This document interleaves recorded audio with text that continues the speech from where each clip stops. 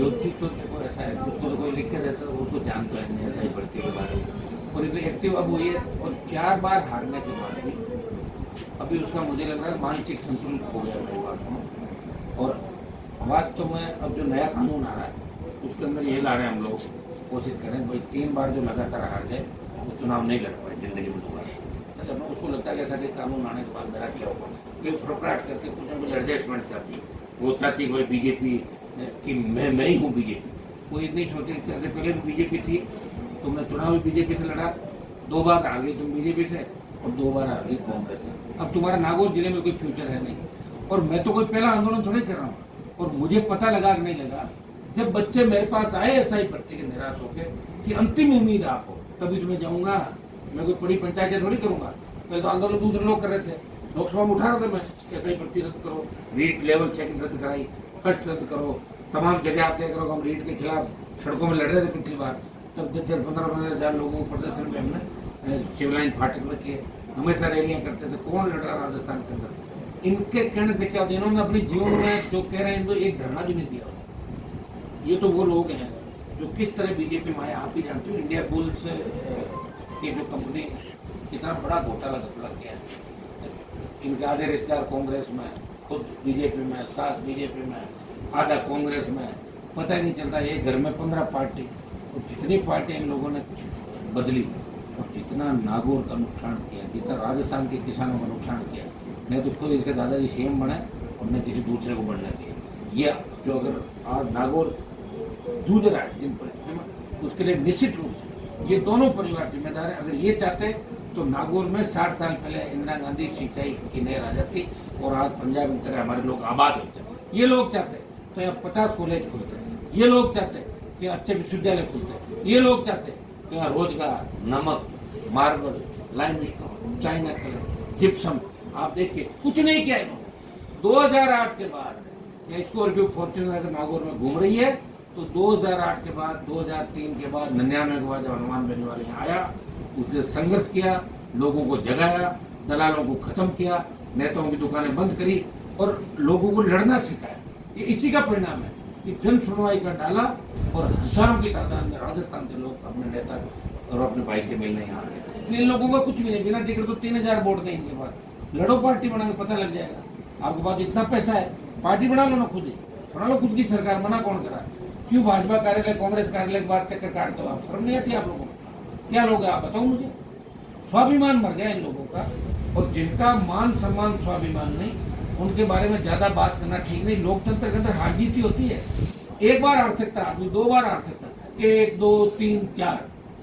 अपन कहते हैं 1 2 3 4, उसके बाद कुछ नहीं होता। 1 2 3 ही होता है, 1 2 3, 1 2 3 4 गया, 1 2 3 4, अब कुछ नहीं। इनका कोई फ्यूचर यहाँ पे नहीं है। और आगे भी आजमा के देख लें, पंचायत चुनाव लड़ लें एक बार, अच्छा मौका है। कहीं से जिला प्रमुख हो तो बनना चाहे तो और करने का तैयार हो, चिंता क्यों कर बैठा ना हम लोग। सर, आज सबसे बड़ी बात है 8 तारीख है। 8 तारीख का सवाल पूछने का कारण भी आप जानते होंगे। जिस तरीके का जाट और राजपूतों को लेके सोशल मीडिया पे कमेंट्स आ रहे थे उसको लेके, और आपने कहा था मैं 8 तारीख को नागौर ही रहूंगा, तो आज आप तो नागौर ही हैं। देखिए, मेरा पहले से ये था, और मैंने कल ये मीडिया के माध्यम से, सोशल मीडिया के माध्यम से तमाम देश और प्रदेश के नौजवानों को आग्रह किया कि आप लोग नागौर कम से कम आना। ये सुनवाई सिर्फ नागौर और डीडोरा, कुचामन, 2 ही जिलों की जन सुनवाई, बाकी मैं खुद आ जाऊंगा।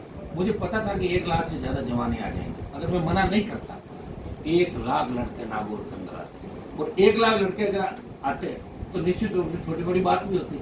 मैं नहीं चाहता किसी तरह का जातीय जेर राजस्थान में घोड़े। मैं चाहता हूँ हम हर समाज भाईचारे के साथ रहे। मैं जाट राजपूत को भी साथ देखना चाहता हूँ, गुजर मीणा को साथ देखना चाहता हूँ, मैं मेघवाल ब्राह्मण को साथ देखना चाहता हूँ। और हमने कोई किसी के बारे में ऐसा कहा भी नहीं जो अनर्गल बातें कही, संकीर्ण मानसिकता के जिन लोगों ने बकवास करी, तो उनसे ये सवाल पूछो आप। मैं तो 8 जून को यही हूँ और मैंने तो लोगों को रोका था, फिर भी कितने हजार लोग यहाँ पे आ गए और शांतिपूर्ण तरह से आके मिलके और चले गए। जन सुनवाई मेरी जारी है। इसके अंदर इतना ही कह सकता हूँ कि समझदार समाजों को ये सोचना कि 4 आदमी कोई बात कह दे तो उन 4 आदमियों की बात की सच्चाई को नहीं मानना चाहिए, पूरी बात की तय तक जाना चाहिए। हनुमान बेनीवाल किसी जाति के खिलाफ राजनीति नहीं करता, उसके घर पे प्रत्येक जाति का व्यक्ति आता है और जाति कूद के काम भी नहीं करता और सारे समाजों को साथ लेके चलता है। सर जैसे वैसे आप देखा जाए धारा 144 भी लागू थी, लेकिन आपके कार्यकर्ता और जो भी आपने जन सुनवाई की उसको लेकर शांतिपूर्ण तरीके से पूर्ण हुई है।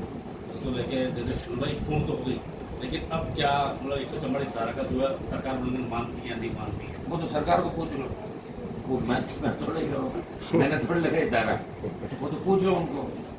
ये तो धाराएं लगती टूटने के लिए, अब टूटी कि नहीं टूटी तो सरकार बताएगी। साहब जेएलएन चलेगी जन सुनवाई, ये तो चलेगी 11 बजे तक रात को। साहब जेएलएन हॉस्पिटल में आए दिन ये वो पानी की समस्या, डॉक्टरों की समस्या अभी भी आज भी ऐसा क्यों सबसे ज्यादा समस्या जो नागौर के अंदर है, जिन लोगों के आप नाम ले रहे हो वो पुराने नेता, उनकी सोच, अगर हम हॉस्पिटल को सुधारना चाहें तो 50 लोग उसके पक्ष में खड़े हो जाएंगे जो बदमाश हो। क्या करें बताओ?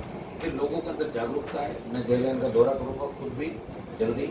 मेडिकल कॉलेज को भी हमने प्रयास करके दिल्ली का बजट सबसे पहले दिलाने को चालू भी करा दिया। आप देख रहे हो नागौर की वो गोगलाव की सड़क 30 डॉक्टर एक साथ में सड़क है जो टूट के नहीं बढ़ेगी, बन टूटेगी वो सड़क। मैंने कहा तोड़ के बनाऊंगा, बहुत पैसा लगता है, लेकिन सड़क सही बनाऊंगा, ठेकेदार का भी इलाज करके जहाँ जहाँ मुझे जरूरत पड़ेगी 2-3 सड़कें और अपने स्टेशन, ये आपकी जोधपुर रोड पे बीच वाली और किसी हम चाहते हैं कि आने वाले 2 साल बाद नागौर स्मार्ट सिटी के रूप में कोई व्यक्ति यहाँ आए, डेपो भी बन रहे 2 फुट और ब्रिज बताओ ये और गोगला रोड पे, तो ये बना देती ज्योति जी। मना क्या केस में?